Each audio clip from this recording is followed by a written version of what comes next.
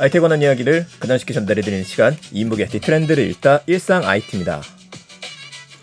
네, 안녕하세요. 일상 속 IT 가장 쉽게 전해드리는 시간, 이인복의 IT 트렌드를 읽다 시간입니다. 오늘은 제가 BGM을 하나 준비를 했어요. 근데 이 BGM이 온라인상에서 지금까지 없었던 노래입니다. 짐작하시겠지만은 AI가 만든 음악이에요. 제가 최근에 구글 걸 이용을 하고 있는데 이 서비스 제가 분석을 해갖고 다음 주에는 소개해드릴 수 있도록 할게요. 자, 오늘 세 가지 소식을 준비했습니다. 간단하게 들어가 보도록 하죠. 어제까지는 테슬라에 대한 이야기를 드리다 보니까 관련된 것들 물어보시는 분들이 많았는데 지금은 정상적으로 IT 이슈 바로 전달해 드리겠습니다. 자, 첫 번째 소식은 삼성페이 소식입니다. 제가 예측이 좀 틀렸었네요. 애플페이가 들어오고 난 다음에 현대카드가 제휴를 맺었었고 나머지 카드사들은 이제 제휴를 맺고 있죠. 10월 달부터 오픈하는 걸로 이야기가 됐었는데 그 와중에 삼성페이 같은 경우에는 삼성전자에게 카드사들이 수수료는 내지 않습니다. 인증 수수료만 내고 있었거든요. 거의 8년 정도가 지났는데 이건 누가 봐더라도 이상하잖아요. 애플페이는 비슷한데 수수료를 내는데 삼성한테는 안 내는 거는요. 이래서 수수료를 조율 중에 있고 아마 삼성 쪽에선 수수료를 받게 될 것 같다라는 생각이 제 의견이었습니다. 근데 몇 달 동안 계속 뉴스에서 나왔던 얘기를 보게 되면은 카드사가 많이 불리하다는 얘기 계속 나왔었거든요. 근데 지금 삼성이 이런 결정을 냈네요. 8년 전에 약속을 지켰다. 삼성페이 수수료 내지 않아도 된다. 카드사 상생을 하겠다. 상생을 택했다. 라는 이야기가 나오는데 솔직히 궁금하기는 합니다. 도대체 이 배경이 뭔지에 대해서는 정확하게 나온 거는 현재까지는 없어요. 왜냐면은 유료화를 물리쳤다라고 이야기를 하는데 이 카드업 발전에 기여를 한다는 걸로 과연 넘어갈 수 있을까요? 왜냐면 삼성전자 입장에서는 이거는 꽤 큰 수익원이 될 수 있거든요. 근데 수익원을 빼고서 카드사하고 어떤 상생을 할 수 있을지 사실 그 부분이 더 궁금합니다. 생각해보면은 카드사들이 뭔가를 줘야 되는 거잖아요. 삼성전자한테 혜택을 줘야 되는데 과연 그 뒤에 어떤 딜이 오고 갔을지가 궁금해지네요. 웬만한 딜이 아니라는 몇 달 동안에 1년에 몇 억 이상, 몇십억 이상, 몇백억 이상을 받을 수 있는 매출을 포기했다라는 게 쉬운 결정은 아닐 것 같습니다. 저는 약간의 패착이 아닌가 싶어요. 이번에 무료 정책을 유지하기로 결정을 했으면 앞으로 다시 유료화를 협상할 만한 카드를 잃어버리지 않았나 이 생각도 해보게 됩니다. 자, 넘어가도록 하죠. 두 번째 소식입니다. MS365 코파일럿 드디어 출시가 됐어요. 근데 지금 뭐 적극적으로 판매를 하는 건 아니고 가격 정책이 먼저 결정이 된 겁니다. 제가 제일 기다렸던 소식이기는 한데 우선 개인 사용자들은 안 되고요. 기업 중에서도 꽤 비싼 요금제를 쓰고 있는 약간 우수한 기업들한테 적용이 되는 것 같아요. 근데 비용이 생각보다 비쌉니다.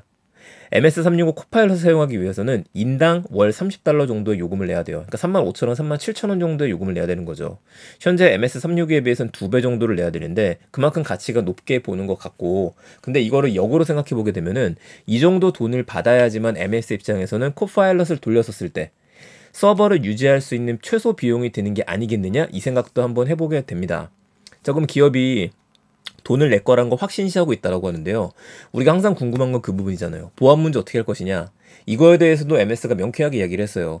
기업용은 우리가 데이터를 가져가지 않도록 보안 문제 책임지겠다. 이 얘기를 했으니까 우리를 믿어라 이겁니다. 믿을 수 있을지 모르겠습니다. IT가 좀 그러니까요. 근데 믿어야겠죠. 왜냐면 믿지 않으면 이런 서비스를 이용하지 못할 테니까. 그래서 꽤 많은 사용자들을 확보하게 되지 않을까. 근데 비용 문제는 분명히 있더라. 그래서 이게 잘 돌파가 된다라면 MS의 주가는 다시 한번 또 오를 수 있을 거라고 예측이 좀 됩니다. 다만 아쉬운 거는 개인 사용자들 같은 경우에는 MS365 요금제가 또 비싼 건 아니거든요. 싼 건 아니에요.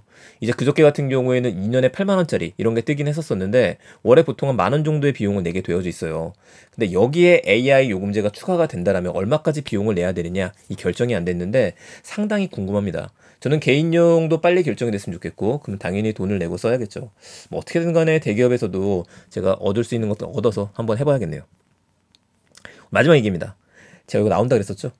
애플이 가만히 있을 리 없거든요. 자, 다음 주에 있을 갤럭시 언팩 행사에서도 분명히 빅스비의 GPT를 적용하는 문제라든지 갤럭시의 GPT가 들어가는 것들 나올 수밖에 없습니다. 그런데 애플이 이제 슬쩍슬쩍 흐름이 보이는 거예요. 자체 AI를 출시할 예정이라고 보도가 된 건데 이미 애플은 시리를 갖고 있죠. 시리를 갖고 있는데 시리뿐만 아니라 거대 대화형 모델인 LLM 서비스가 이미 테스트 중에 있다. 이 얘기들이 나오기 시작한 겁니다. 그래서 일부 개발자들은 이건 애플 GPT다, 시리가 아니다 라는 이야기들을 하고도 있어요. 과연 어떻게 마무리가 될지는 모르겠습니다.